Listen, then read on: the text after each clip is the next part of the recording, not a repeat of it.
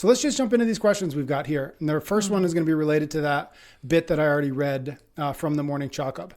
The question, what will this number or metric actually do for me? So instead of asking, what's the most accurate body fat test, as EC put in the article, a better question might be, what will this number actually do for me? Or how will knowing this number change my behavior or mindset? EC, let's throw it to you first and unpack this a little bit.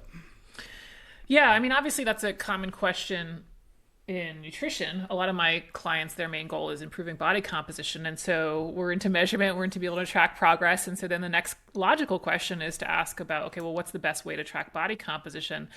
But all of these different measures have inherent error in them, such that you could, for example, go get your body fat tested and see a 2% change, but it might be more a reflection of your hydration status than a true muscle mass change. And I think people are really after some sort of number. They've heard that this is a certain level of leanness, or this is a certain level of health, or this is where you start to show your abs or whatever. So they're really chasing this percent number, when in reality, the reason they're chasing their number is because they want to look a certain way in the mirror, or maybe they want to get more pull-ups or push-ups. And so once we start getting towards this number that we're just chasing a number, it doesn't actually transfer to the outcome we want. And instead, it's like, well, if you're really interested in looking a certain way, at some point it's better to look in the mirror to assess your progress than look at what's my body fat reading. And then same thing, if you're doing it for more fitness because you want more pull-ups, that's going to be the better indicator than, your 10% body fat or 12% body fat or whatever it is. So I love progress markers, and I love being able to track progress and having data, but we just have to check in with to make sure that that marker that we're chasing is really what we're after. And a lot of times it's correlates, like weight's a good correlate too. Like a lot of people want to lose weight because they want to look a certain way in the mirror, maybe improve their fitness. But at some point, there's probably a better marker for the outcome that we want. Yeah, I really love that. So there's a lot to like in that. And I think that we could just really, really quickly extend this beyond just the body fat, and this kind of the punchline, right? The body fat marker is an example of where this shows up so much, especially now in today's world where everything is data driven, right? Mm-hmm. And data don't lie and all the rest. But I see so many people, and then Patrick and I have talked about this, that are, we said it, Patrick, help me out with these words, but they are doing fitness, right? But they're not actually acting in a way that's going to get them fitter. So They are analyzing their sleep. They are looking at all of the Whoop data. They're checking out all of the biomarkers and their HRV and all these things, but they're not actually taking the actions that are going to actually get them where they want to be. These are the correlative numbers associated with they have a sense of where they want to get to. And they're saying, if I was able to, but nobody really cares if their resting heart rate is 48 or 58. What they care about is what they think that those numbers represent. Mm-hmm. And it's the same thing as you're saying about the body fat thing, which is no one really cares if their body fat is 14 or 12%. What they care about is what they look like in the mirror and or their performance. And I really like that, as I hear this, when I talk to people about body fat, because we do measure body fat here at the gym. It's part of our intake. Mm-hmm.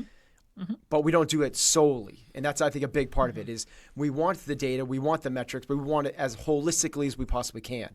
So we're getting their body fat, but we're also getting it as amount of lean muscle towards body weight. How close can we get to that 50%, that gold standard 50%, right? So it's not about just losing weight and muscle mass. And if you do that, you'll lose a faster percentage of fat than you will muscle, but we want to make sure that we're preserving muscle. But we also do it with and how many pull-ups can you do? And what's your squat? And how mobile are you in a couch stretch? And trying to get stretching, EC, we just talked about that.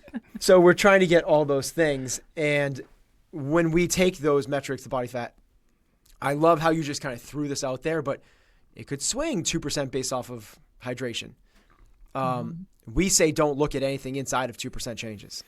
Because what we're really trying to look for is, are you 13% or are you 23%?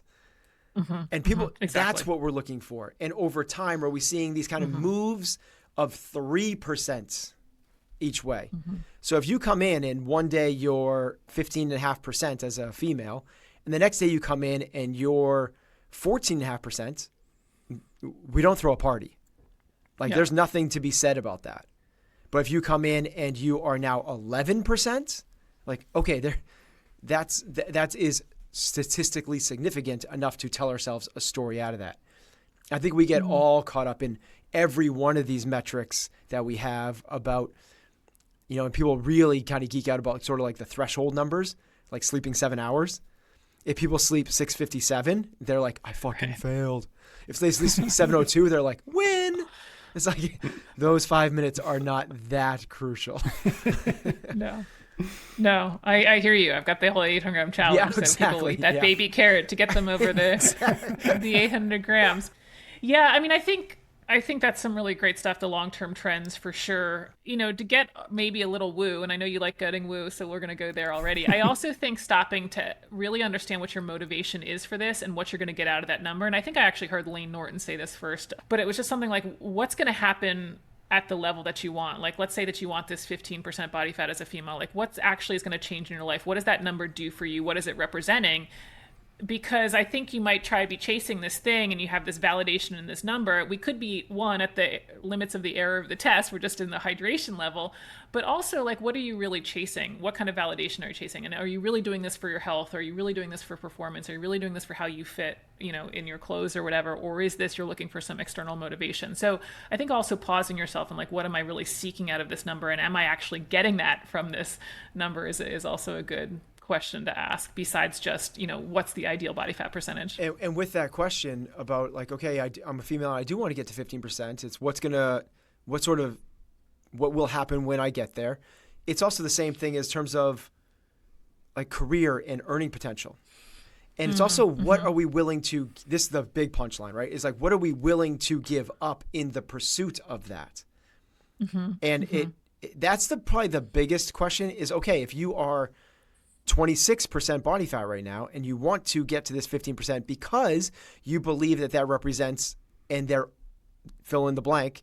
And all those are like, it's not to feed your ego. And they're real reasons, right? If I get to that number, it means that I'll have the vitality to be able to show up and play with my kids. Like, good reason. It means that I will probably have all my other health metrics fall in line with a top level healthy individual. So I will live a longer, more vivacious life and be able to give more to the people around me than take. Cool. Good reason. Okay. So if we have validated the reasons for it, not just because I'll be turning heads on the beach and they're legit. Okay. The next questions. What changes do I need to make to get there? And am I willing to do those? Like, every decision we make has an opportunity cost somewhere else in life. So am I willing to give up my current social life? Am I willing to give up how much hours I'm spending at work? Am I willing to give up my Netflix? Am I willing to give up the social drinking? Am I willing to give up the extra time that I used to spend that I'm now going to spend either in the gym, sleeping, or food prepping? Nothing comes with this is the ask better questions. And what we're trying to do is like raise reality, like that, just kind of like put it on the table and go, this is what it will look like. This is what you will get from it. And this is what it's going to cost to get there. Yeah, I want to circle back to on one of the things you said about the long-term trends with the body fat. I think we are, as you also mentioned, that we're in this age of big tech, lots of data. You can get no shortage of biomarkers on anything at any single time. And I think this is where we can start getting distracted and start trying to track all this stuff, when in reality we got to see how this plays out in the long term. And so I just kind of wanted to like really hammer that idea too, that we want to look for long-term trends versus let me just collect the data today and see that I'm in a good range. Like, what's actually changing in a meaningful way to a clinically significant amount, and not just in a week and not just overnight. Did my HRV improve last night? Okay, but how is that paying off in my health markers that have been validated, fitness and weight? And so yeah, I just kind of wanted to rehammer that I think we're distracted by the immediacy of all the little notifications and no shortage of biomarkers, when in reality we could pick probably a few to hang our hat on and then just like hammer it out over months and years. Yeah, it's that doing versus being, right? We're doing health versus being healthy. And I think there's so many people with all of this is like, I'm going to try to work to optimize my HRV when, okay, but are you leaner? Can you run faster? Can you squat more? Like that's actual, like, let's get those things, and those things It takes a healthy lifestyle, not just reading data. Yeah, I mean, this actually reminds me of something we've talked about before, Patrick. We've talked a little about recovery scores, which of course HRV is part of, but there's other ways that people measure recovery. And I think people end up getting caught in this race of they want to be like the recovery champion, not the recovery champion, but they have this 15-step recovery routine. And how is my recovery score doing? And now I'm doing this mobility thing, plus I'm doing the sleep thing, plus all this other data. And you have to remind yourself, why are you doing all this? You're doing all of this, I'm assuming, to improve your fitness for a lot of people in our community, right? So we don't need to be tracking on all the recovery metrics. The outcome you want is actually, is my fitness getting better? Right. So you become this champion and having this list of these recovery metrics, but it's like, what was the reason for that? It was to get better at this thing over here, so we can just go back to our run times and pull-ups, et cetera.